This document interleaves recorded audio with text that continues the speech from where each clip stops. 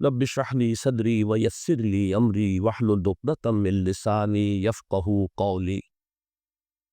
اللهم ربنا الهمنا رشدنا واعذنا من شرور انفسنا. اللهم ارحمنا بالقرآن العظيم. اللهم اجعله لنا اماما ونورا وهدى ورحمة. اللهم ذكرنا منه ما نسينا وعلمنا منه ما جهلنا وارزقنا تلاوته آناء الليل وآناء النهار واجعله لنا حجة یا رب العالمین آمین۔ پہلی بات جو میں نے عرض کی تھی وہ یہ کہ خلق الموت، اس لفظ پر غور کیجئے، اس نے پیدا فرمایا موت، گویا کہ موت کسی بھی درجے میں معدوم ہونے کا نام نہیں ہو سکتا۔ یہ ایک مثبت وجودی حقیقت کی حامل شے ہے، وجود رکھنے والی شے ہے، تبھی تو تخلیق ہوئی ہے اس کی۔ لفظ تخلیق کا اطلاق جو ہے کسی معدوم شے پر نہیں ہو سکتا۔ خلق الموت والحیات، معلوم ہوا جیسے کہ حیات ایک مثبت اور وجودی اہمیت کی حامل شے ہے، اسی طرح موت بھی ایک مثبت وجودی حیثیت کی حامل شے ہے۔ ان کے اندر نوعیت کا فرق ہو سکتا ہے، درجے کا فرق ہو سکتا ہے، لیکن وجود دونوں کے اندر مشترک ہے۔ دوسری بات یہ سامنے آتی ہے کہ قرآن مجید کا عام اسلوب بھی یہ ہے، جہاں بھی یہ مضمون آتا ہے موت مقدم ہے حیات۔ خلق الموت والحیات، سورہ بقرہ میں فرمایا کیف تکفرون باللہ وکنتم امواتا فاحیاکم ثم یمیتکم ثم یحییکم، اور یہ مضمون اور بھی مختلف مقامات پر آیا ہے، جس سے اندازہ یہ ہوتا ہے کہ پہلے ایک موت، اس زندگی سے قبل ایک موت ہے۔ سورہ حج کی آیت نمبر 66 میں فرمایا وَهُوَ الَّذِي أَحْيَاكُمْ ثُمَّ يُمِيتُكُمْ ثُمَّ يُحْيِيكُمْ، وہی ہے جس نے تمہیں زندہ کیا، پھر تمہیں مارے گا، پھر تمہیں زندہ کرے گا۔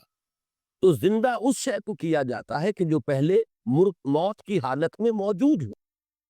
تو معلوم یہ ہوا کہ ایک وجود کی ہماری کیفیت وہ تھی جو اس دنیا میں آنے سے قبل تھی، اور اس پر بھی قرآن مجید نے لفظ موت کا اطلاق کیا ہے، کنتم امواتا فاحیاکم۔ اسی طرح سورہ جاثیہ میں فرمایا قل اللہ یحییکم ثم یمیتکم ثم یجمعکم الی یوم القیامہ۔ تو گویا کہ اس دنیا میں جو ہماری آمد ہے، وہ جو کہا کسی نے کہ اے تازہ واردان بساط ہوائے دل، ہم جو یہاں آئے ہیں تو اس سے پہلے ایک ہماری کیفیت موت کی تھی جو ہم گزار آئے، ایک موت وہ ہے جو ہمارے سامنے آتی ہے۔ یہ جو زندگی ہے ہماری، اس دنیا کی زندگی، یہ تو ظاہر بات ہے کہ ہمارا براہ راست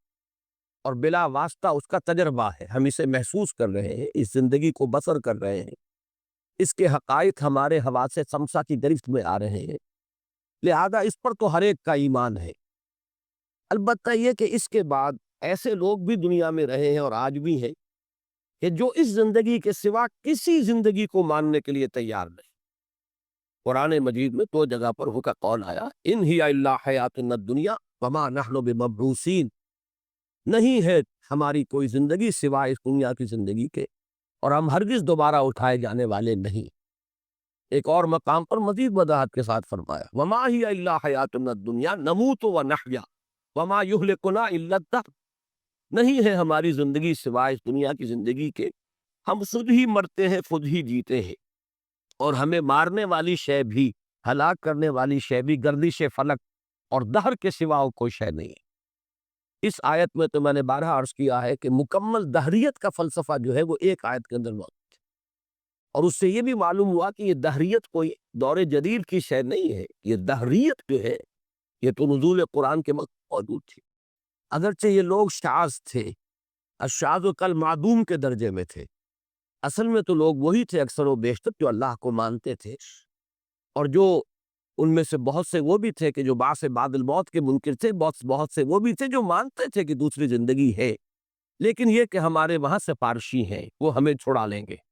ہؤلاء شفعاؤنا عند اللہ، تو معلوم یہ ہوا کہ شفاعت کا تصور جو ہے وہ گویا مستلزم ہے اس کو کہ وہ بعث بعد الموت کے منکر نہیں تھے، وہ ہمارے سفارشی ہوں گے، لہذا معلوم ہوا کہ وہ اس کو بھی مانتے تھے۔ تو اکثر و بیشتر لوگ تو وہ تھے جو اللہ کو مانتے تھے مگر شرک کے ساتھ، پھر یہ کہ وہ باس بعد الموت بھی مانگتے تھے،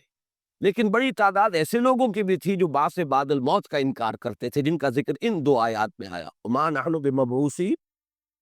وما ہی الا حیاتنا الدنیا نموت ونحیا وما یہلکنا الا الدہر۔ اس میں تو اللہ کا بھی انکار ہے، معلوم ہوا کہ کوئی اور ایسی ہستی جو ہے ہم اس کو نہیں مانتے جو جلاتی ہو اور مارتی ہو، جس کے ہاتھ میں زندگی اور موت ہو، نموت ونحیا، خود یہ سلسلہ چل رہا ہے، ہم خود ہی جیتے ہیں خود ہی مرتے ہیں، اور ہمیں ہلاک کرنے والی شے بھی وما یہلکنا الا الدہر۔ بہرحال ایک تو آپ یہاں سے چلیے بات شروع کیجئے کہ یہ جو زندگی ہے ہماری، یہ تو وہ ہے کہ جس پر سب کا ایمان ہے، جو ہم یہاں بسر کر رہے ہیں، اس لیے کہ یہ تو ہمارے براہ راست تجربے کی شے ہے۔ البتہ قرآن مجید نے جو جلی انداز میں جو بات انتہائی تکرار اور اعادہ کے ساتھ جو کہی ہے، اور وہ اس لیے کہی ہے کہ وہ ہماری اس زندگی کے اندر ہمارے رویے کی درستی کے لیے ناگزیر ہے کہ ہم اسے تسلیم کریں۔ کوئی اخلاق ممکن نہیں ہے جب تک کہ باس بعد الموت اور جزا و سزا کا انسان کو یقین نہ، جیسا کہ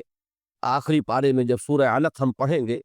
تو 3 آیات مبارکہ ہیں جن کو میں نے بارہا عرض کیا ہے کہ پورا فلسفہ جو ہے آخرت کا ان میں موجود ہے۔ کلا ان الانسان لیطغی، انسان سرکشی پر آمادہ ہو ہی جاتا ہے، ظلم، تعدی، دست درازی، دوسروں کی حق تلفی، یہ کر گزرتا ہے۔ کیوں کر گزرتا ہے؟ الراہ استغنی، دیکھتا ہے اپنے تئیں آزاد، کوئی پکڑ نہیں ہے، میں نے جھوٹ بولا میری زبان پہ چھالا بھی نہیں پڑا، میں نے مال کسی کا ہڑپ کر لیا مجھے پیٹ میں درد بھی نہیں ہوا۔ تو معلوم ہوا کہ مورل لا جو ہے وہ یہاں آپریٹو نہیں ہے،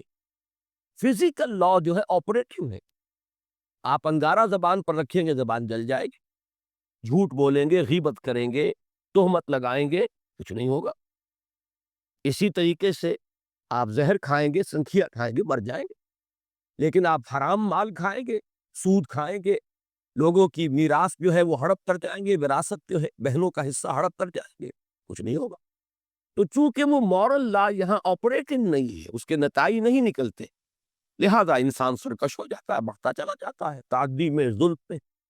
اب کس سے روکنے کے لیے صرف ایک شے ہے جو مؤثر ہے، اور وہ عقیدہ آخرت ہے، ان الی ربک الرجعی،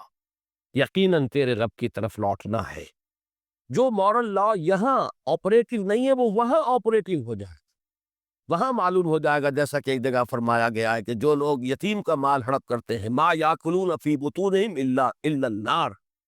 وہ نہیں ڈال رہے اپنے پیٹوں میں، نہیں بھر رہے مگر آگ۔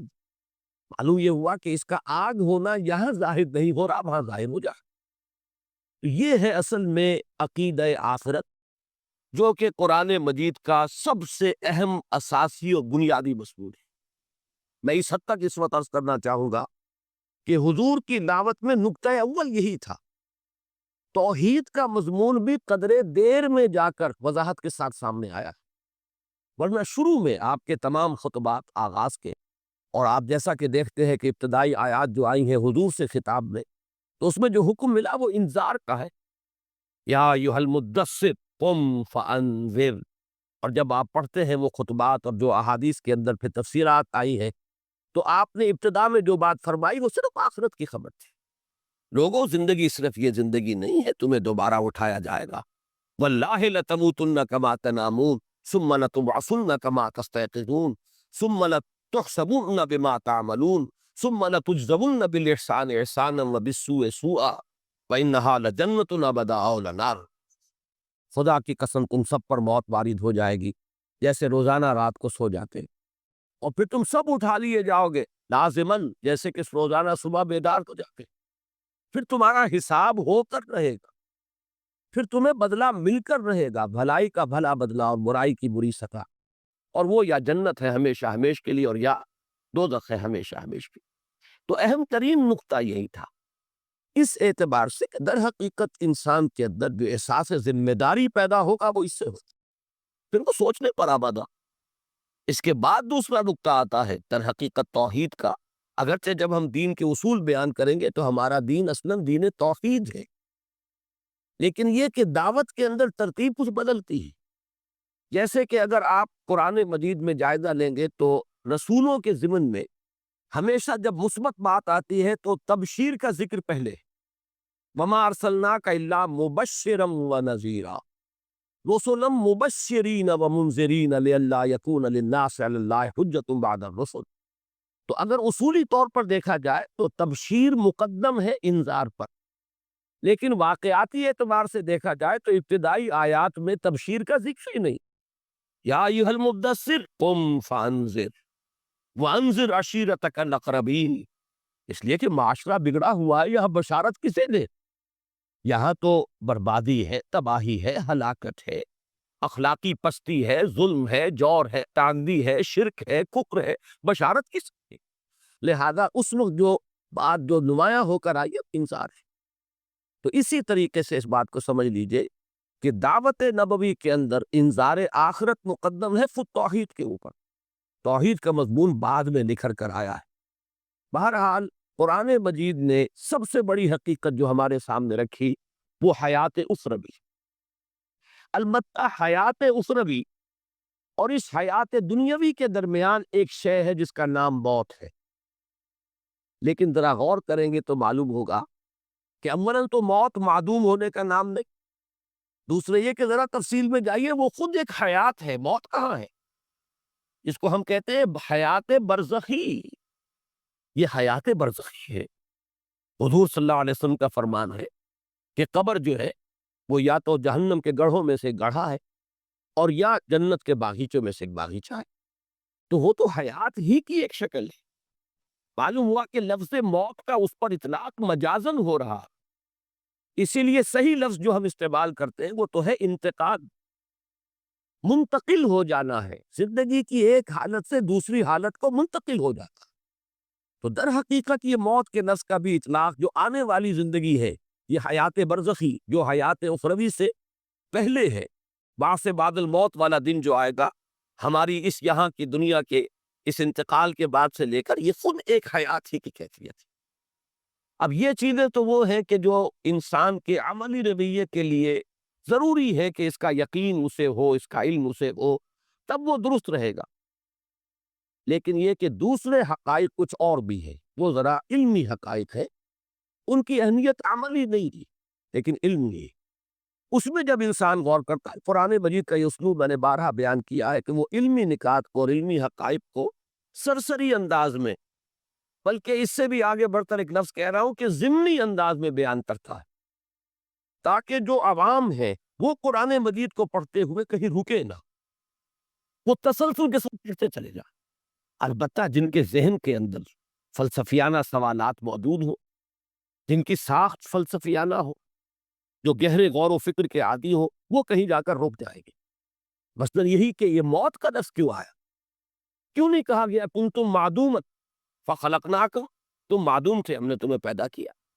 آخر یہ الفاظ کا چناؤ جو ہے الٹپ تو نہیں، یہ تو زیر ہر لفظ غالب کی دام محسانہ ہے۔ یہ تو اللہ تعالیٰ کے کلام پر یہ بات جو ہے 100% راست آئے گی کہ ایک ایک حرف جو ہے اس کا اور ایک ایک لفظ جو ہے وہ بامانی ہے۔ تو لفظ موت کیوں آیا؟ کنتم امواتا فاحیاکم ثم یمیتکم ثم یحییکم۔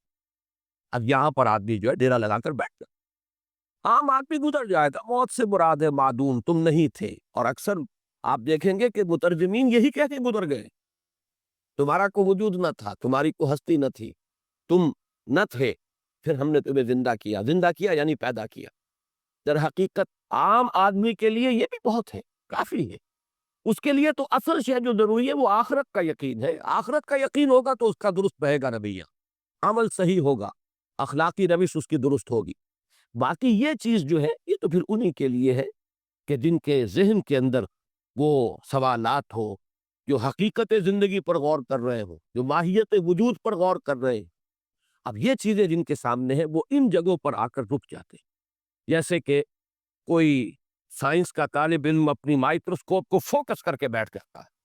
اور وہ پوری گہرائی کے اندر جو ہے وہاں پر اب وہ غور کر رہا ہے اسی طریقے سے۔ اور یہ بات جو ہے سب سے زیادہ نمایاں ہو کر آئی سورہ مومن کی اس آیت میں، جس میں کہ اہل جہنم کی فریاد نقل ہوئی ہے۔ عجیب آیت ہے، اس کا جو ردم ہے، اس کا جو فلو ہے، جس طریقے سے وہ مضمون چلتا ہے، کہ اہل دوزخ جو ہے یہ فریاد کریں گے پروردگار ربنا امتنا اثنتین واحییتنا اثنتین فاعترفنا بذنوبنا فہل الی خروج من سبیل، پروردگار تو نے ہمیں 2 مرتبہ مارا اور 2 مرتبہ جلایا، 2 مرتبہ زندہ کیا، 2 مرتبہ ہم پر موت وارد کی۔ اب اماتا کے لفظ پر غور کیجئے، اماتا جو ہے یہ فعل ہے، امتا تو نے ہمیں مارا، امتنا تو نے ہمیں مارا، اس کے لیے گویا کہ مستلزم ہے کہ پہلے کوئی زندگی ہو، زندگی ہوگی تو اس پر موت کا اطلاق ہوگا، موت وارد کی جائے گی۔ اگر ان آیات پر غور کیجئے تو معلوم ہوا کہ 2 زندگیاں ہم اس زندگی سے پہلے بتا آئے ہیں۔ میں 2 زندگیاں کہہ رہا ہوں، موت نہیں کہہ رہا۔ وہ کیا ہے؟ اب وہ ہے در حقیقت قرآن مجید کا وہ گہرا فلسفہ جو ہے کہ ہماری پہلی تخلیق ہوئی تھی عالم ارواح میں اس لفظ تخلیق کا یہاں اطلاق کر رہا ہوں اس لیے کہ قرآن مجید میں بھی ایک جگہ یہ لفظ آیا ہے، فرمایا گیا ہے کہ جب قیامت میں ہم سب جمع ہوں گے، اللہ کے سامنے کھڑے ہوں گے، پوری نوع انسانی موجود ہوگی، حضرت آدم بھی ہوں گے، اور قیامت جب ہوگی اس وقت جو آخری انسان ہوگا وہ بھی ہوگا، پوری نوع انسانی ہوگی۔ تو اللہ تعالیٰ ایک عجیب خطاب فرمائیں گے، لَقَدْ جِئْتُمُونَا كَمَا خَلَقْنَاكُمْ أَوَّلَ مَرَّةٍ، آ گئے ہو نا ہمارے پاس جیسے کہ ہم نے تمہیں پیدا کیا تھا پہلی مرتبہ۔ یہ پہلی مرتبہ بھی جب ہم پیدا کیے گئے تھے تو الارواح جنود مجندہ، حدیث میں یہ الفاظ آئے ہیں کہ وہ روحیں جو ہیں وہ لشکروں کے لشکر تھے۔ تمام ارواح انسانیہ آدم سے لے کر اور آخری انسان تک جو نسل آدم میں پیدا ہوگا ان کی ارواح اس وقت پیدا کر دی گئیں۔ اگرچہ ٹیکنیکلی جو شاہ ولی اللہ دہلوی رحمۃ اللہ علیہ کی اصطلاحات میں نے آپ کو بتائی تھی، اس پر لفظ ایجاد یا ابداع کا اطلاق صحیح تر ہوگا۔ ایجاد ارواح یہ پہلا مرحلہ ہے، اور اس وقت ظاہر بات ہے کہ ہمارا جسم تو نہیں تھا لیکن ہم سب تھے اپنے شعور ذات کے ساتھ کہ میں ہوں، آپ پہ۔ اور اس وقت ہم نے ایک عہد کیا تھا اللہ سے، الستو بربکم قالوا بلا۔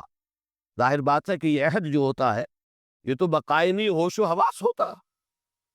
ہمیں اپنا شعور تھا جب ہم نے عہد کیا۔ گویا کہ اس وقت کے دور کے بارے میں 2 الفاظ نوٹ کر لیجئے، اس وقت ہم ارواح کی حالت میں تھے اور پورے شعور ذات کے ساتھ، سیلف کانشسنس کے ساتھ موجود تھے۔ یہ ہماری حیات اولا ہے، سب سے پہلی زندگی۔ اس کے بعد امتا تو نے ہمیں مارا، یہ پہلی اماتا کا عمل ہوا ہے۔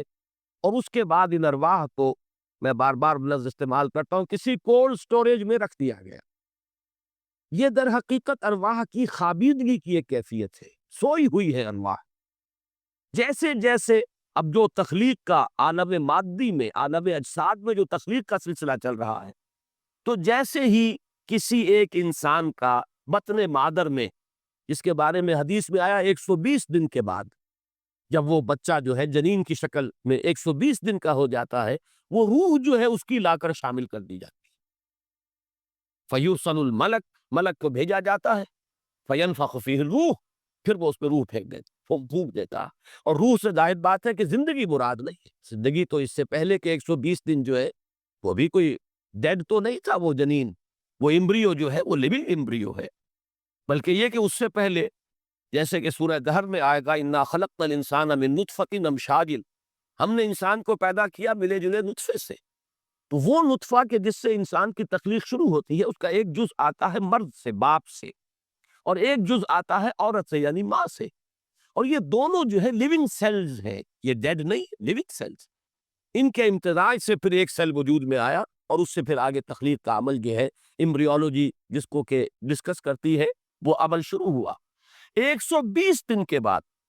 اور یہ حدیث جو ہے بخاری کی ہے، بڑی پختہ حدیث ہے، غالباً متفق علیہ ہے، عبداللہ ابن مسعود رضی اللہ تعالی عنہ اس کے راوی ہیں۔ اور چونکہ مضمون اس کا ایسا ہے کہ جس میں لوگوں کو ہو سکتا ہے کہ اچنبھے کی کیفیت ہو، لہذا حضرت عبداللہ ابن مسعود فرماتے ہیں کہ حضور نے یہ فرمایا وَهُوَ الصَّادِقُ الْمَصْدُوقُ، اور وہ سچے ہیں اور ان کی سچائی کی گواہی دی گئی ہے۔ اس کے بعد بات شروع کی ہے کہ حضور نے فرمایا کہ تم میں سے ہر ایک کا وجود جو ہے رحم مادر میں 40 دن تک نطفے کی شکل میں ہوتا ہے، پھر 40 دن وہ علقہ صورت میں ہوتا ہے، پھر 40 دن وہ وضغا کی صورت میں ہوتا ہے، پھر اللہ تعالیٰ فرشتے کو بھیجتا ہے اور وہ اس میں روح ڈال دیتا ہے۔ یہ ہے احیاء اولا۔ پہلا جو مسئلہ تھا وہ تو تھا تخلیق اول، اب اس کے بعد وہ ایک زندگی عالم ارواح میں ہم نے گزاری، ایک موت عالم ارواح میں ہم گزار چکے روحانی کیفیت میں جبکہ ہم سوئے رہے، اور پھر احیاء ہو رہا ہے پہلا یہاں پر جب ہم نے اس عالم مادی میں آنکھ کھولی، اے تازہ واردان بساط ہوائے دل۔ پھر اب اس زندگی کے بعد دوسرا اماتہ ہوگا، پھر اس کے بعد دوسرا احیاء ہوگا، اور اس کے بعد ظاہر بات ہے کہ پھر وہ اخروی زندگی ہے، ابدی زندگی۔ تو در حقیقت اس کو بطور دلیل استعمال کریں گے اہل جہنم کہ پروردگار جب 4-5 مراتب ہم پر گزر چکے، 2 مرتبہ تو نے مارا، 2 مرتبہ جلایا، تو اب 1 مرتبہ اور ہمیں موقع مل جائے، فَهَلْ إِلَىٰ خُرُوجٍ مِّن سَبِيلٍ، یعنی جب ایک چیز چلی آ رہی ہے اور تکرار 2 مرتبہ ہو چکی ہے تو گویا کہ اس سے ایک دلیل بنتی ہے کہ 1 مرتبہ کا ہمیں موقع اور کی جائے۔ تو یہ ہے اصل میں قرآن مجید کی حکمت کا وہ دوسرا پہلو، یہ غامض پہلو ہے، یہ اس طرح واضح نہیں ہے، اس کے لیے غور کرنا پڑے گا کہ امت تنستتین واحیی تنستتین، 2 مرتبہ مارا 2 مرتبہ دلایا، اس کا مفہوم کیا ہے؟ کنتم امواتن فاحیاکم ثم یمیتکم ثم یحییکم ثم الیہ ترجعون، اس کے معنی کیا ہے؟ تو گویا کہ ہمارے وجود کے، اب دیکھیے اخروی زندگی کے بارے میں ہمارا عقیدہ ہے کہ وہ ابدی ہے، وَإِنَّهَا لَجَنَّةٌ أَبَدًا أَوْ لَنَارٌ أَبَدًا، اگرچہ ہمارے ہاں بعض لوگوں کا خیال کچھ ہے، میں اصل میں چونکہ پچھلی مرتبہ بھی ایک بات میں کہہ بیٹھا، بعض حضرات نے کہا کہ اس قسم کی باتیں اگر نہ ہی ہو تو اچھا ہے، بہت سے لوگوں کے ذہن میں خامخواہ کے اشکال ہو جاتے ہیں، وہ خالص فلسفیانہ بات ہے یا اسے شاعرانہ بات کہیے، اس لیے کہ ہائر پوئٹری، ہائر فلسفی، ہائر مسٹیسزم، ہائر ریلیجن، یہ چاروں اوپر جا کر ایک ہو جاتے ہیں۔ بہرحال اس تک کیونکہ ہر شخص کی ذہنی سطح جو ہے وہ ایسی نہیں ہوتی کہ اس پر گفتگو کی جائے، وہ بات جو میں نے کہی تھی صرف وضاحت کر دیتا ہوں کہ وہ صرف ایک علمی نقطے کی حیثیت سے ذہن میں رکھیے، نہ میں اس کو آپ کے سامنے اس اعتبار سے رکھ رہا ہوں کہ آپ اسے مانیں، تسلیم کریں، اس سے اپنے عقیدے کا جز بنائیں۔ وہ ایک علمی بات ہے، فلسفیانہ بات ہے کہ اللہ تعالیٰ کا علم قدیم ہے، اور اللہ تعالیٰ کے علم قدیم میں ہم ہمیشہ سے موجود تھے۔ اس کو ہمارے متکلمین کہتے ہیں یہ صور علمیہ، صورت علمی جو تھی اللہ کے علم کے اندر اس پوری کائنات کا وجود ہمیشہ سے، اس اعتبار سے پوٹینشلی گویا کہ ہمارا وجود تو چلا آ رہا ہے، وہ تو گویا کہ ازلی وجود بھی ہو گیا۔ علامہ اقبال نے اسی آئیڈیا کو لے کر بڑا خوبصورت شعر کہہ دیا،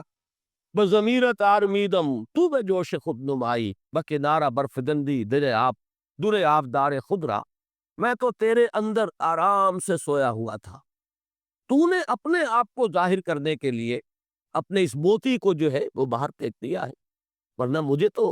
کوئی وجود کی اور اس وجود کی، اس زندگی کی مجھے تو کوئی ضرورت نہیں تھی، میں تو بڑے چین سے سویا ہوا تھا، بضمیر تار میدم تو بے جوش خود نمائی۔ البتہ میں نے اس لیے اس کا ذکر کر دیا کہ اس حدیث قدسی کے ساتھ اس کا مضمون جڑتا ہے، جو اگرچہ محدثین سند کے اعتبار سے اسے تسلیم نہیں کرتے، لیکن پوری امت نے بالاجماع اسے قبول کیا ہے، مفسرین نے، ہمارے فقہا نے، سب نے مانا ہے مضمون کے اعتبار سے کہ وہ بات صحیح ہے۔ وہ یہ کہ کن تو کنزم مخفیہ، میں ایک چھپا ہوا خزانہ تھا، فاحببت ان اعرف فخلقت الخلق، تو میں نے یہ چاہا کہ مجھے پہچانا جائے تو میں نے خلق کو پیدا کیا۔ ایک بند خزانہ ہے، میری قوت خلاقی، میری قوت تخلیق جو ہے وہ چھپی ہوئی تھی، اس کا ظہور ہے یہ۔ اور اسی میں پھر آخری نقطہ یہ ہے کہ انسان وہ تخلیق ہے اللہ کی، وہ کلائمیکس ہے کریشن کا، جس میں کہ اللہ کو پہچاننے کی استعداد ہے، اور وہ بقیہ تمام مخلوقات کو گویا کہ ذریعہ بناتا ہے اللہ کو پہچاننے کا۔ یہ آسمان اور زمین اور چاند اور سورج اور ستارے یہ سب آیات ہیں، ان فی خلق السماوات والارض واختلاف اللیل والنہار والفلک التی تجری فی البحر بما ینفع الناس الی آخر الآیہ، یہ ساری تخلیق جو ہے یہ آیت بن گئی، اور در حقیقت یہ اس لیے ہے کہ ان کے ذریعے سے انسان اللہ کو پہچانے۔ یہی وجہ ہے کہ صوفیہ وہ جو آیہ مبارکہ ہے سورہ زاریات کی، وما خلقت الجن والانس الا لیعبدون، اس کی تعبیر یہی کرتے ہیں وما خلقت الجن والانس الا لیعرفون، تاکہ مجھے پہچانے۔ ظاہر بات ہے جب اللہ کی معرفت حاصل ہو جائے گی تو پھر اللہ ہی سے محبت ہوگی، اللہ ہی سے لو لگائی جائے گی، اسی کا بندہ بے دام بن کر انسان رہ جائے گا۔ کیسے ممکن ہے کہ وہ پہچان لے اللہ کو اور پھر اس کی توجہ کسی اور طرف ہو جائے، کسی اور کی محبت کا وہ اسیر ہو جائے؟ ناممکن۔ یہ تو در حقیقت ہم اللہ کو چھوڑ کر کسی اور چیز کی طرف متوجہ اس لیے ہوتے ہیں کہ وما قدر اللہ حق قدرہ، کہ اللہ کا ہم اندازہ نہیں کر پاتے، اس کے جلال و جمال اور اس کے حسن و کمال کا ہمیں کچھ تھوڑا سا بھی اندازہ ہو جائے تو پھر یہ کہ کسی اور کو دیکھنے کو جی ہی نہ چاہے گا، کسی اور کی طرف توجہ ہوگی ہی نہیں۔ تو یہ ہے وما خلقت الجن والانس الا لیعبدون، وہ نتیجہ نکلے گا کس کا؟ الا لیعرفون، مجھے پہچانو گے تو مجھ سے محبت کرو گے، مجھے پہچانو گے تو میرے بندہ بے دام بن جاؤ گے، میرے غلام بن جاؤ گے، میری بندگی ہی کو اپنی زندگی کا اصول اور نایاب بنا لو گے۔ بہرحال یہ وہ حصہ ہے جو صرف ایک فلسفیانہ ایک بات جن حضرات کے دلوں میں کوئی خواہش ہے کبھی وہ پڑھیں گے تو پھر یہ مسائل شاید آئیں، اس اعتبار سے میں نے صرف اس کا ذکر کر دیا ہے۔ اسی طرح میں ایک ذکر اور کر رہا، اور وہ ذکر یہ ہے کہ اگرچہ اہل سنت کا اجماعی عقیدہ یہ ہے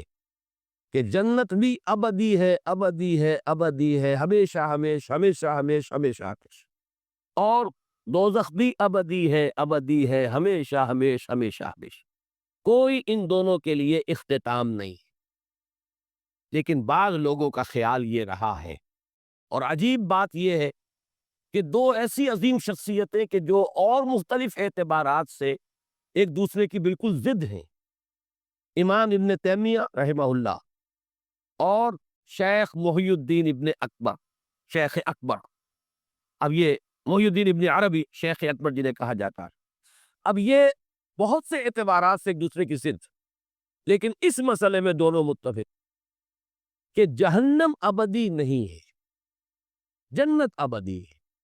جنت ہمیشہ رہے گی، جہنم ایک وقت آئے گا کہ ختم ہو جائے، اور اس کے لیے احادیث ہے۔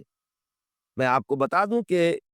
مولانا سید سلیمان ندوی رحمۃ اللہ علیہ نے جب سیرت النبی کی تکمیل کی ہے، سیرت النبی کے پہلے دو حصے جو ہیں وہ ان کے استاذ کے لکھے ہوئے ہیں، شبلی نعمانی رحمہ اللہ، اور بقیہ چار حصے جو ہے در حقیقت وہ سیرت نہیں ہے، وہ انسائکلوپیڈیا ہے، وہ ایک بہت بڑا علمی ذخیرہ ہے۔ اس کی جلد چہارم میں انہوں نے بحث کی ہے، اور انہوں نے اپنی رائے بھی انہی کی رائے کے ساتھ شامل کی ہے کہ جہنم ابدی نہیں۔ ایسی احادیث موجود ہیں کہ فرمایا حضور نے کہ ایک وقت آئے گا کہ جہنم میں کھنکتی ہوئی خالی دیگ کے مانند رہ جائے گی، اس میں کچھ نہیں، اور اس کے لیے عقلی دلائل بھی دیے گئے کہ ظاہر بات ہے اللہ کا فضل تو بے پایا ہو، وہ تو بات سمجھ میں آتی ہے، اس کی حساب کتاب کی ضرورت نہیں ہے،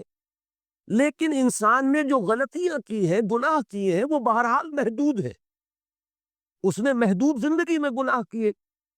اور آپ یہ بھی کہہ لیجئے کہ اس کے بعد میں بھی اثرات رہے، بعد میں بھی اثرات رہے، نسلاً بعد نسلاً چلے، لیکن وہ بھی تو محدود ہو جائے گا ایک جگہ جا کر۔ آخر قیامت آئے گی تو نسل آدم ختم ہو جائے گی، اور نسل آدم ختم ہو جائے گی تو کسی کے گناہ کے اثرات بھی وہاں جا کر تو ختم ہو گئے۔ اور قرآن مجید میں بار بار آتا ہے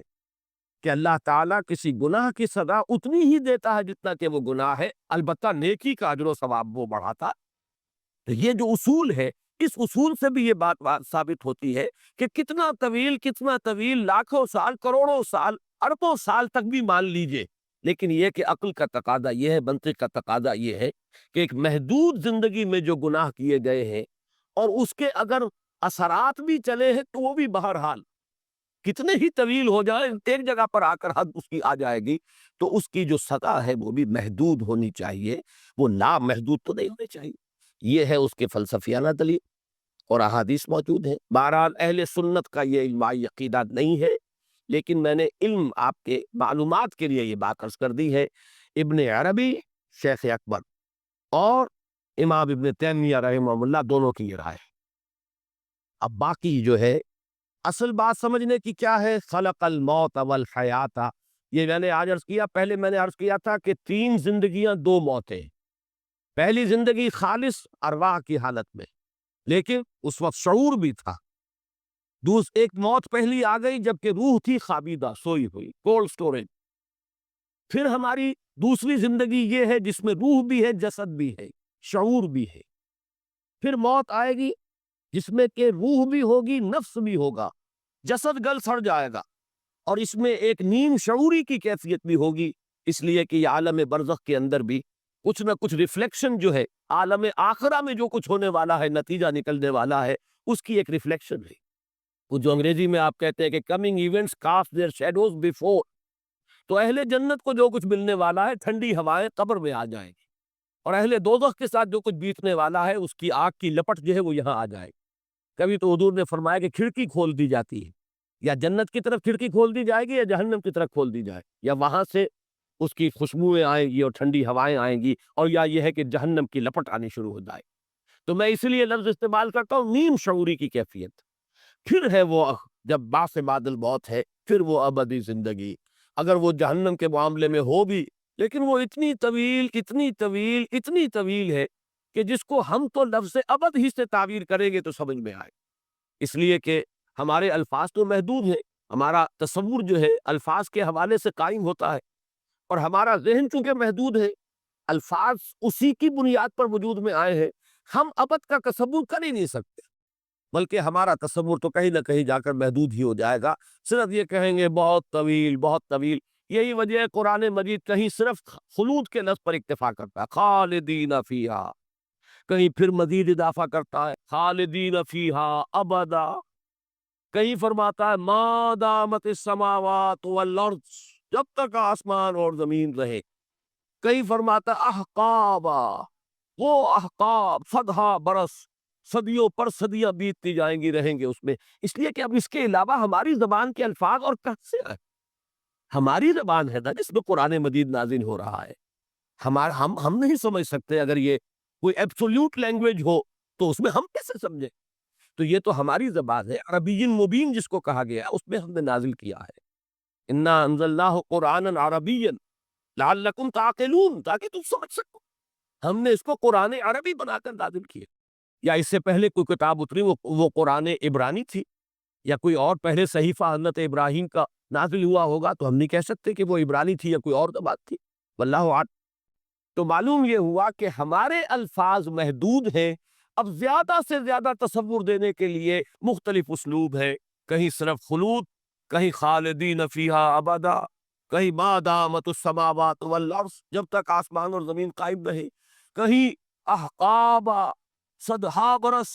صدیوں پر صدیاں بیتتی جائیں گی۔ تو بہرحال یہ ہے تصور زندگی کا،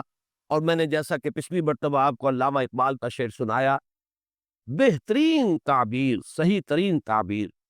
میں نہیں سمجھتا کہ اس سے زیادہ خوبصورت تعبیر ہو سکتی ہے کہ تو اسے پیمانہ امروز و فردا سے نہ ناپ، جاویداں پہ ہم دواں ہر دم جواں ہے زندگی۔ اب یہ ہر دم جواں ہے زندگی، یہ الفاظ جو ہیں، اس میں جو بھی کچھ یعنی کونوٹیشن، اس کا جو مفہوم ذہن میں آتا ہے، کچھ وہی ہے حقیقت کے قریب تر ہمارے ذہن کو پہنچانے والی بات، کہ تو اسے پیمانہ امروز و فردا سے نہ ناپ، جاویداں پہ ہم دواں ہر دم جواں ہے زندگی۔ ایک بات کی طرف اور اشارہ کر دی، سورہ روم میں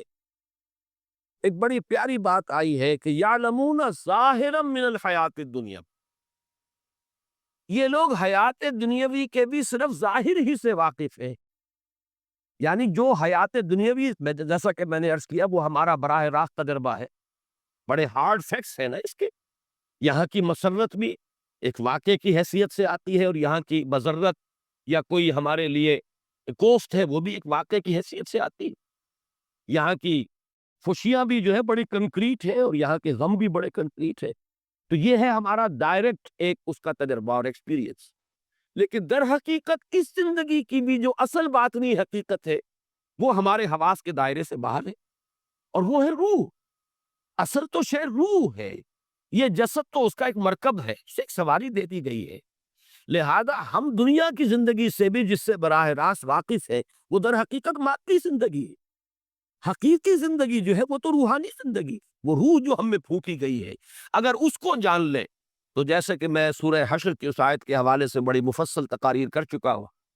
کہ وَلَا تَكُونُوا كَالَّذِينَ نَسُوا اللَّهَ فَأَنسَاهُمْ أَنفُسَهُمْ، اولئک هم الفاسقون، ان لوگوں کے مانند نہ ہو جاؤ جنہوں نے اللہ کو بھلا دیا تو اللہ نے انہیں اپنے آپ سے غافل کر دیا۔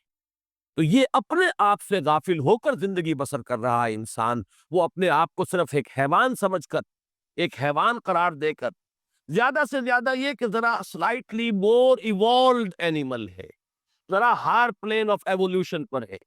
ذرا ایوولوشن ٹری کی ٹاپ پر آ گیا ہے۔ لیکن ظاہر بات ہے آج کے انسان کا تصور اپنے بارے میں یہی ہے کہ میرے اور ان ایپس کے درمیان اتنا ہی فرق ہے جتنا کہ گھوڑے اور گدھے کے مابین فرق ہے۔ گدھا ذرا کورس قسم کا اینیمل ہے اور گھوڑا ریفائنڈ قسم کا اینیمل ہے، باقی وہی اینیمل وہ ہے، وہی اینیمل وہ ہے، اینیمل ہونے میں کوئی فرق نہیں ہے، ایک ذرا ریفائنڈ ہے، ایک کورس ہے۔ تو یہ گوریلے اور شمپنزیز اور یہ ایپس جو ہے یہ گویا کہ ہمارے ہی وہ ہم ہی ہیں یہ، لیکن یہ کہ وہ ذرا کورس قسم کے ہیں، ابھی اب ہم ریفائنڈ ہو گئے۔ یہ ہے آج کے انسان کا تصور اپنے بارے میں،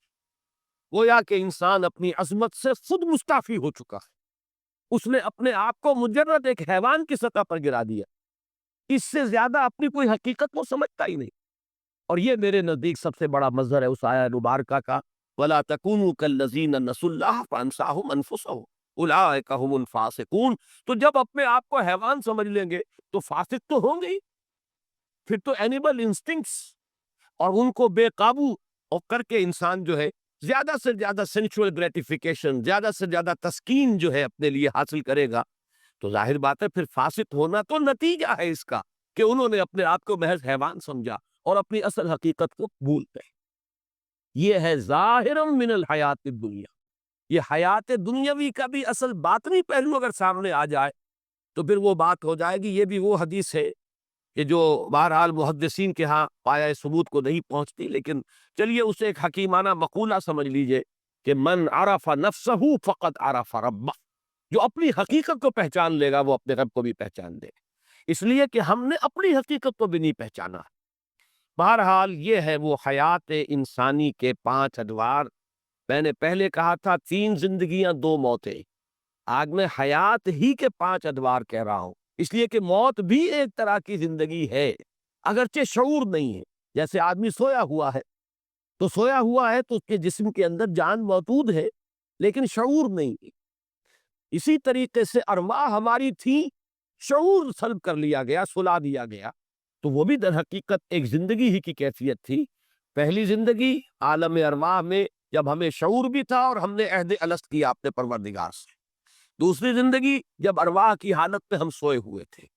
تیسری زندگی جب ہماری آنکھ یہاں کھلی، اے تازہ واردان بساط ہوائے دل، اس عالم مادی میں ہم اس جسد مادی کے ساتھ ہم وارد ہو گئے۔ چوتھی زندگی عالم برزخ کی ہے، وہ بھی زندگی کی ایک کیفیت ہے، نیم شعوری کی ایک کیفیت ہے۔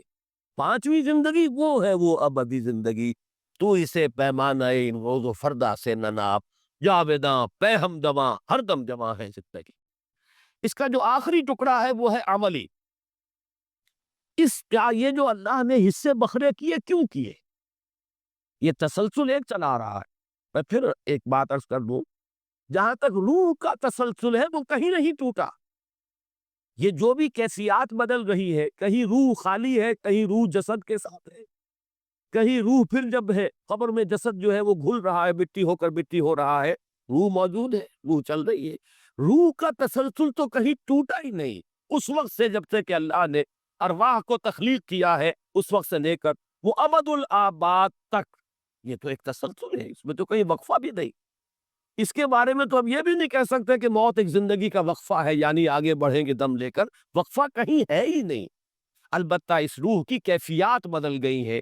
اولاً روح شعور کے ساتھ، ثانیاً روح غیر شعوری کی کیفیت میں، ثالثاً روح جسد کے ساتھ، پھر چوتھے درجے میں روح نفس کے ساتھ اور نیم شعوری کی کیفیت میں، اور عالم آخرہ میں پھر ہمیں ایک جسد عطا کیا جائے گا تاکہ اس دنیا میں جو کمائی ہم نے جسد کے حوالے سے کی ہے، چاہے وہ نیکی کی ہے چاہے بدی کی ہے، اس جسد کے ذریعے سے کی ہے، اس کا بدلہ بھی ہمیں اس جسد ہی کے حوالے سے ملے، اس کی جو سزا ہے یا انعام ہے وہ بھی اسی جسد کے ذریعے سے ملے، اس لیے ہمیں جسد عطا کر دیا جائے گا۔ تو یہ 5 ادوار ہیں ہماری زندگی کے۔ اب یہ ٹکڑے کیوں کیے؟ لِیَبْلُوَکُمْ أَیُّکُمْ أَحْسَنُ عَمَلًا، یہ جو تمہارا درمیانی حصہ ہے زندگی کا، یہ کاٹ کر علیحدہ کر دیا گیا ہے تاکہ یہ تمہارا ایک ٹیسٹنگ پیریڈ ہو۔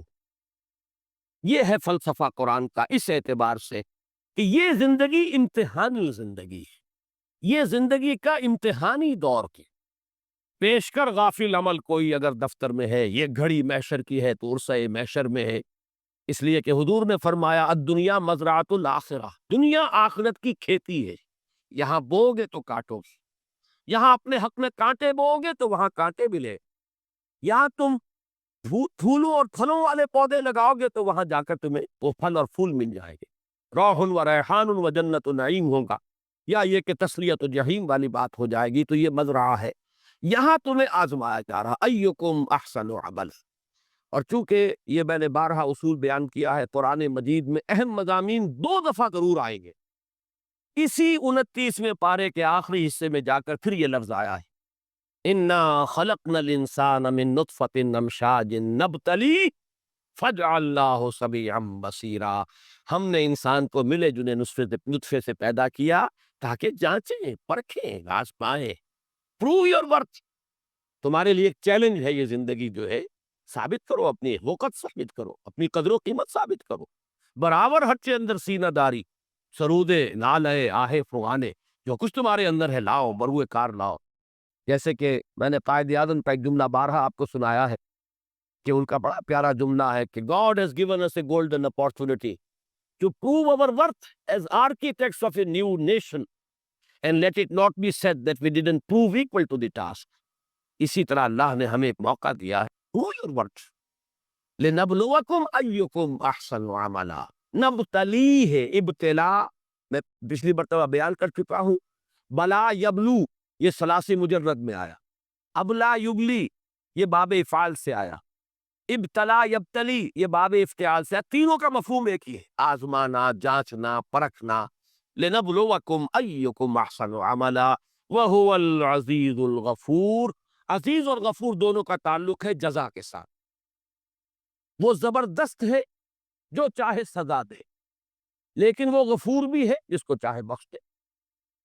یغفر لمن یشاء ویعذب من یشاء، یہ اللہ کی ایبسولوٹ اتھارٹی ہے۔ یہاں میں نے پچھلی مرتبہ تو عرض نہیں کیا تھا لیکن اس سے پہلے بعض مواقع پر بیان کیا ہے کہ ہمارا نقطہ نظر اور دوسری طرف اس کے برعکس نقطہ نظر ہے معتزلہ کا اور اہل تشیع کا۔ اس میں فرق یہ ہے کہ معتزلہ اور شیعہ ان دونوں کا موقف یہ ہے کہ اللہ پر عدل واجب ہے، واجب ہے اس پر کہ گناہ گار کو سزا دے، واجب ہے اس پر کہ نیکوکار کو جزا دے۔ اہل سنت کا موقف یہ ہے کہ اللہ پر کوئی شے واجب نہیں، اللہ کے اختیار کو محدود کرنے والی کوئی شے نہیں، اللہ جسے چاہے، بڑے سے بڑے نیکوکار کو وہ چاہے جہنم میں جھونک دے، اس کا اختیار، اس کی شے ہے، اس کی بنائی ہوئی شے ہے، جو چاہے کرے، اور بڑے سے بڑے کافر کو اور کٹر دشمن کو اور باغی کو چاہے بخش دے۔ اگرچہ ہم یہ جانتے ہیں کہ وہ ایسا نہیں کرے گا، یہ دوسری بات ہے، اس نے ہمیں بتایا ہے کہ میں عدل کروں گا، انصاف کروں گا، میں بدلہ دوں گا، میں سزا دوں گا، یہ اپنی جگہ پر ہے، لیکن یہ ہے کہ واجب ہم نہیں کہیں گے کہ اللہ تعالیٰ پر عدل واجب ہے،